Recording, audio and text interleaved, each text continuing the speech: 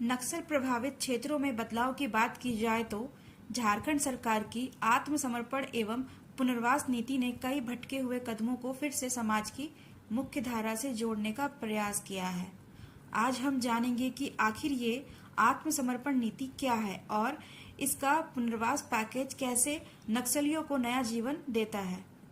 आप देख रहे हैं करंट फॉर एग्जाम, जहां मिलती है आपको संपूर्ण जानकारी जो आपके आने वाले एग्जाम के लिए आवश्यक है। झारखंड सरकार और पुलिस प्रशासन लगातार प्रयासरत है कि राज्य को पूरी तरह से नक्सल मुक्त बनाया जा सके। इसके लिए प्रत्यार्पण एवं पुनर्वास नीति को अपनाया गया है, जिसने अब तक कई बड़े उग्रवादियों को मुख्य धारा में लौटने का अवसर दिया है।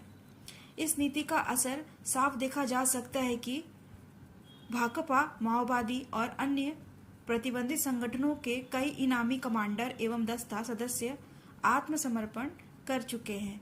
अब ये पूर्व उग्रवादी अपने परिजनों के साथ ओपन जेल में जीवन यापन कर रहे हैं, जहां सुरक्षा के साथ सामाजिक पुनर्स्थापन की व्यवस्था भी है।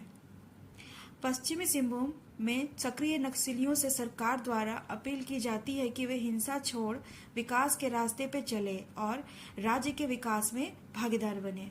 याद रखें, आपकी वैमनस्य या हिंसा से कोई समाधान नहीं निकलता।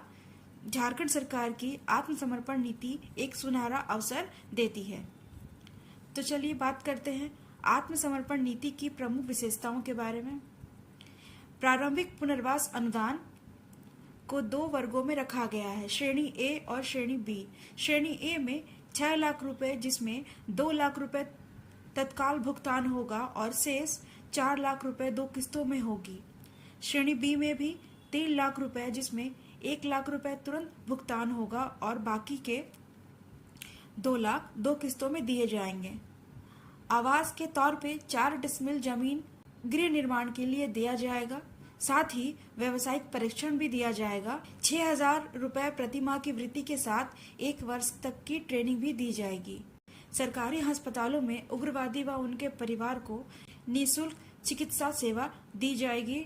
शिक्षा के अवसर भी दिए जाएंगे। स्नातक स्तर तक बच्चों की पढ़ाई के लिए 40,000 रुपए प्रति वर्ष तक का शिक्षण शुल्क दिया जाएगा। यदि महिला उग्रवादी और उनकी बेटियों के लिए मुख्यमंत्री कन्या योजना के तहत अनुदान की राशि भी दी जाएगी। साथ ही जीवन बीमा में प्रत्यार्पित उग्रवादी के लिए 5 लाख की बीमा मुहैया की जाएगी और परिवार के 5 सदस्यों के लिए 1 लाख की समूह राशि का मुहैया किया जाएगा। स्वरोजगार सहायता भी प्रदान की जाएगी। राष्ट्रीय सहकारी बैंक से 4 लाख तक के ऋण में सहयोग दिया जाएगा। आवास व्यवस्था, आत्मसमर्पण के उपरांत ओपन जेल हजारीबाग में रहने की सुविधा है। तो झारखंड की आत्मसमर्पण नीति न सिर्फ पुनर्वास का एक रास्ता है, बल्कि यह एक बेहतर भविष्य की ओर कदम भी है। अगर आप या कोई आपका परिचित हिंसा के रास्ते पर है तो यह समय है बदलाव का। हथियार छोड़िए, कलम उठाइए और विकास की धारा से जुड़ जाइए, क्योंकि कलम ही दुनिया का सबसे ताकतवर हथियार है। झारखंड के सिर्फ 5 जिले अब नक्सल प्रभावित। गिरिडीह, गुमला, लातेहार, लोहरदगा और पश्चिम सिंहभूम नक्सल प्रभावित रह गए हैं। देश के 5 राज्यों के 12 सबसे अधिक नक्सल प्रभावित जिलों की श्रेणी में झारखंड का सिर्फ पश्चिम सिंहभूम जिला आता है। झारखंड के 4 जिले गिरिडीह, गुमला, लोहरदगा और लातेहार में नक्सली कमजोर हुए हैं। इन जिलों को डिस्ट्रिक्ट ऑफ कंसर्न की श्रेणी में रखा गया है।